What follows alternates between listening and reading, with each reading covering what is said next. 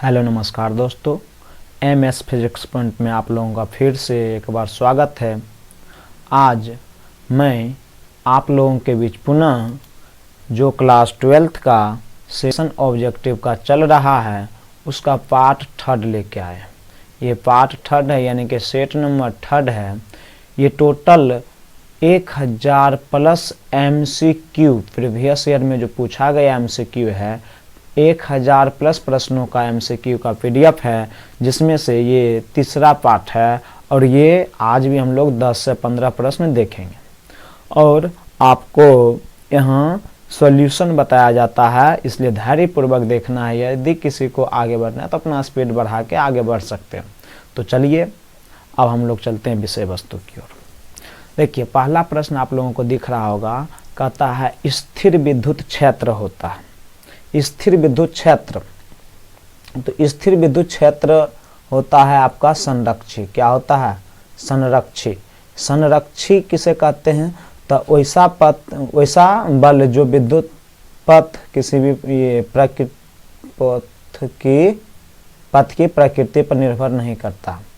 देखिए, वैसा बल जो पथ की प्रकृति पर निर्भर नहीं करता है उसे हम कहते हैं संरक्षी बल। और जो पथ की प्रकृति पर निर्भर करेगा उसे हम कहते हैं असंरक्षी बल। ये निर्भर करता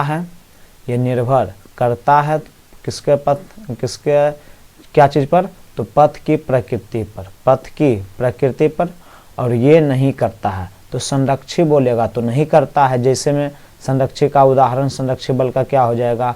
आपका गुरुत्वाकर्षण बल हो जाएगा। गुरुत्वाकर्षण बल हो जाएगा, ग्रेविटेशनल फोर्स हो जाएगा। और यदि हम असंरक्षी बल की बात करें तो पथ की प्रकृति पर निर्भर करता है। कौन? जैसे घर्षण बल, फ्रैक्शन फोर्स। तो चलिए, आपका राइट आंसर क्या हो जाएगा? ऑप्शन नंबर ए हो जाएगा। स्थिर विद्युत क्षेत्र क्या होते हैं? संरक्षी होते हैं। संरक्षी पथ की प्रकृति पर निर्भर नहीं करते हैं। और इसका उदाहरण हम ले सकते हैं विद्युत बल। चलिए आगे प्रश्न की ओर चलते हैं। नेक्स्ट प्रश्न आपका है, अगला प्रश्न, एक एकांक चालक के लिए निम्न में से कौन सा अनुपात अचर होगा? देखिए, अचर यानी कि C बराबर होता है, C एक कांस्टेंट वैल्यू है, C बराबर होता है दिया गया कुल आवेश बटा विभवांतर। कुल आवेश बटा विभवांतर। ये C एक कांस्टेंट है जिसे फैराड भी कहते हैं, यानी धारिता भी कहते हैं। तो आपका राइट आंसर क्या हो जाएगा? Option number B is the right answer. Next प्रश्न की ओर चलते हैं भाई। अगला प्रश्न है कहता है 1 कूलम आवेश बराबर कितना ESU होता है? 1 कूलम आवेश बराबर आपका 3 × 10⁻⁹ होता है। 3 × 10⁻⁹ ESU। अब बोलिए, यदि इसी को बोला जाए 1 ESU बराबर कितना कूलम? 1 ESU बराबर तो 1/3 × 10⁻⁹ हो जाएगा। ये हो जाएगा। यदि अब बोल दे आवेश का ऐसा मात्रक क्या है? तो ये कूलम जो है किसका मात्रक है? आवेश का ऐसा मात्रक। किसका मात्रक है? आवेश का ऐसा मात्रक है। यदि बोल दे आवेश बराबर फॉर्मूला क्या होता है? तो Q बराबर होता है ±N क्वांटा से। यदि पूछ दे आवेश बराबर दूसरा फॉर्मूला, तो आवेश बराबर होता है विद्युत धारा गुना समय, यानी कि धारा I गुना T होता है, यानी विद्युत धारा गुना समय। ये हो जाएगा आवेश का वैल्यू। यदि इसमें आगे चलिए, इसके आगे हम लोग चलते हैं नेक्स्ट प्रश्न की ओर। इसको आप लोगों को नोट डाउन करते जाना है। और देखिए, कल का प्रश्न होमवर्क का जो है आपका सब्जेक्टिव का फिजिक्स का जो है वो आपका है विद्युत द्विध्रुव आघूर्ण को परिभाषित करें। पहला प्रश्न है और होमवर्क में विद्युत द्विध्रुव आघूर्ण को परिभाषित करें। चलिए नेक्स्ट प्रश्न फिर बताएंगे हम लोग। देखिए, अगला प्रश्न है आपका, एक विद्युतीय द्विध्रुव 2 विपरीत आवेशों से बना हुआ है जिनके परिणाम क्रमशः दे दिया कितना 3.9 2 इंटू 10⁻−19 कूलम एवं माइनस में दे दिया इतना और उनके बीच की दूरी दे दिया इतना। तो देखिए कहता है विद्युत द्विध्रुव आघूर्ण, विद्युत द्विध्रुव आघूर्ण P बराबर होता है 2QL, यानी कि इसी को हम लिख सकते हैं Q इंटू 2L। 2L क्या है, तो दो द्विध्रुव आघूर्ण के बीच की, यदि हम यहाँ मान लेते हैं -Q, यहाँ +Q, दो आवेश हैं, तो यहाँ देखिए ये दोनों के बीच की दूरी 2L होता है। तो 2L का वैल्यू दे दिया कितना, 2L बराबर, यानी कि 2L बराबर दे दिया आपका 2.4 इंटू 10⁻⁻10 मीटर। और अगला है Q बराबर आवेश, एक कोई भी ले लेंगे, पॉजिटिव आवेश या नेगेटिव, तो 3.2 इंटू 10⁻⁻19 कूलम ले लिए हम पॉजिटिव आवेश। तो देखिए P बराबर पूछ रहा है, P बराबर पूछ रहा है तो होता है 2QL। Q का वैल्यू है 3.2 इंटू 10⁻⁻19 कूलम गुना 2QL होता है, क्या होता है 2QL। तो देखिए Q का वैल्यू रख दिए हैं, अब 2L का वैल्यू डायरेक्ट दिया हुआ है 2.4 इंटू 10⁻⁻10 मीटर। अब ये मीटर में है, ऑप्शन दिया हुआ सेंटीमीटर में, तो क्या करेंगे 100 से मल्टीपल कर देंगे। अब देखिए ये दोनों आपस में क्या हो जाएगा, 19 और 10 29, 29 में यदि 2 घट गया तो कितना बचेगा 10⁻⁻27। अब तो दो ऑप्शन लड़ गया है, अभी दोनों को गुना करेंगे तो 4 दूनी 8, यानी कि आपका ऑप्शन नंबर ए हो जाएगा। यानी कि ऑप्शन नंबर ए कितना है 7.68 इंटू 10⁻⁻ इतना, यानी कि -27 सेंटीमीटर। आंसर हो जाएगा P बराबर। चलिए तो आपका right answer option number A is the right answer. Next प्रश्न की ओर चलते हैं रे। यदि समझ में नहीं आए तो वीडियो को धीरे धीरे देखना है। चलिए आगे कहता है एक आवेशित चालक की सतह के किसी बिंदु पर विद्युत क्षेत्र की तीव्रता होती है, तो सतह के लंबवत होती है। ऑप्शन नंबर बी, सतह के कोई भी एक आवेशित चालक ले लेते हैं, चाहे वो इस तरह से हो या इस तरह से हो, इसके सतह पर विद्युत बल रेखाएं हमेशा क्या होगी, लंबवत होगी। क्या होगी, लंबवत होगी। और हाँ देखिए यदि आपको और कोई 12th क्लास का PDF यानी कि सॉल्यूशन चाहिए कोई भी सब्जेक्ट का, तो आप लोगों को कमेंट कर कर बोलना है। और आप लोगों का एक टारगेट है, यदि आप लोग 50 लाइक, आज का टारगेट है 50 लाइक यदि कर देते हैं तो नेक्स्ट फिर हम इस पर वीडियो लाएंगे, हिंदी पर वीडियो लाने की कोशिश करेंगे। तो आपको लाइक बढ़ाना है एंड शेयर करना है चैनल को। चलिए तो आपका इसमें राइट आंसर क्या हो जाएगा, 2 हो जाएगा। नेक्स्ट यहाँ आपका आज ये इसमें है दूसरा होमवर्क है फिजिक्स का, जो कल बैच होगा उसमें फिजिक्स का होमवर्क है दूसरा प्रश्न संख्या कि गॉस के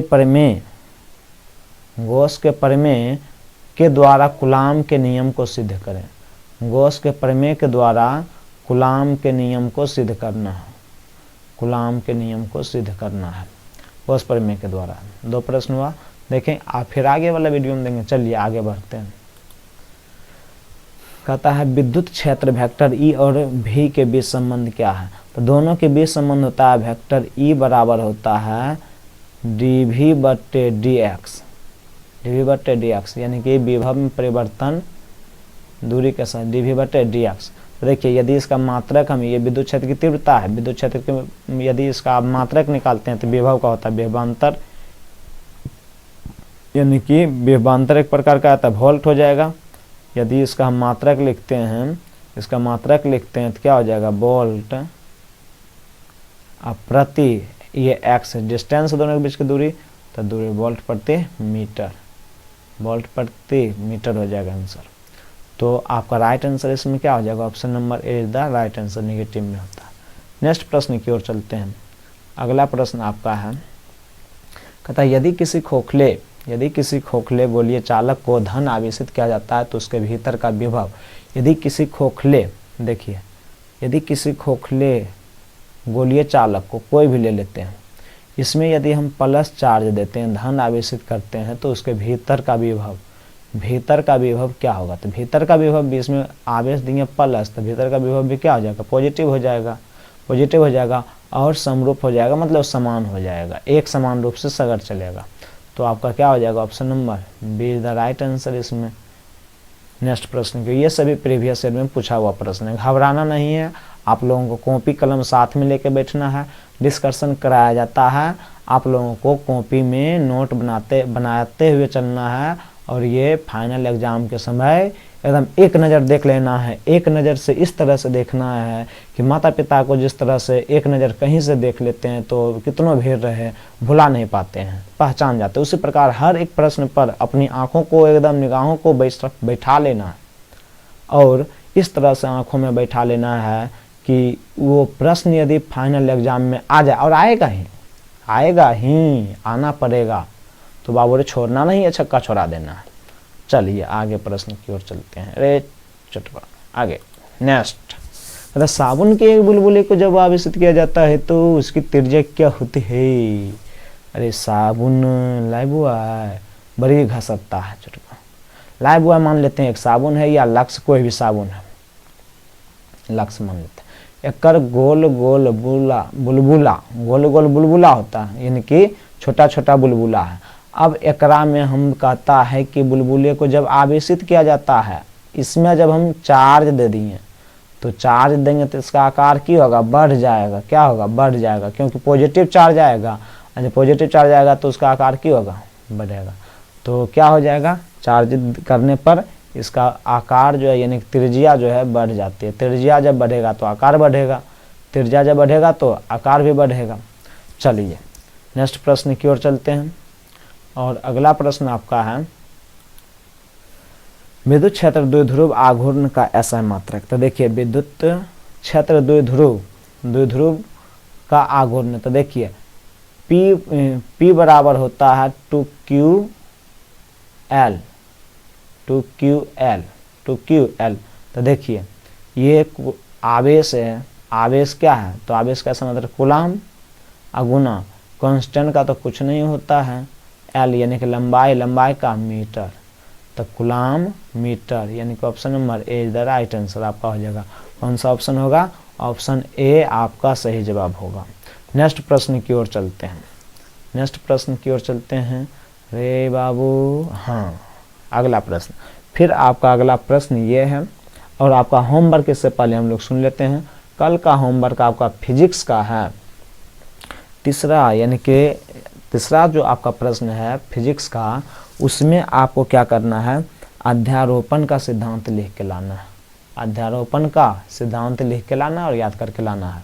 उसके बाद आवेश का पूरा प्रॉपर्टी लिख लेना है, आवेश के बारे में, आवेश का खोज किसने किया, आवेश क्या होता है, आवेश पर चार्ज क्या होता है, आवेश का मास क्या होता है, सभी इसको याद कर लेना है। कल का होमवर्क है, ये लिख के लाना है। चलिए तो आते हैं विषय अब प्रश्न की ओर। कहता है विद्युत क्षेत्र में प्रवेश करने वाले एक इलेक्ट्रॉन का प्रारंभिक वेग विद्युत क्षेत्र से भिन्न दिशा में है, तो विद्युत क्षेत्र में इलेक्ट्रॉन का पथ कैसा होगा, ये होगा आपका परवलयकार, यानी कि option number D is the right answer, परवलयकार होगा, क्या होगा, परवलयकार। तो उम्मीद करता हूँ कि आप लोगों को ये वीडियो अच्छा लगा होगा। यदि आप लोगों को इससे कुछ फ़ायदा होता है, और फ़ायदा होगा, यदि नहीं देख के जाएगा तो फिर तो और मामला गड़बड़ा जाएगा, ये बात तो ध्यान रखना है। फाइनल एग्ज़ाम में आपको देख के जाना ही जाना है, नहीं जाएगा देख कर तो मामला गड़बड़ होगा। इसलिए ऑब्जेक्टिव को गुलाम बनाना है तो ऑब्जेक्टिव के साथ खेलना सीखो। कब तक हमको ऑब्जेक्टिव खिलाएगा, ऑब्जेक्टिव हमको नहीं खिलाए, हम ऑब्जेक्टिव को खिलाना सीख जाएंगे। तो बाबू रे प्रैक्टिस तो तुमको करना पड़ेगा। तो चलिए आज इसी शब्दों के यानी कि इसी प्रश्न के साथ अंत करते हैं। कैसा लगा है आप लोगों को वीडियो, बताना है, शेयर करना है, और चैनल को सब्सक्राइब ही कर लेना यदि आप नए हैं, ताकि जो भी वीडियो डाला जाएगा पढ़ाई से संबंधित वो आपके पास सर्वप्रथम पहुंच जाए। चलिए जय हिंद, जय हिंद।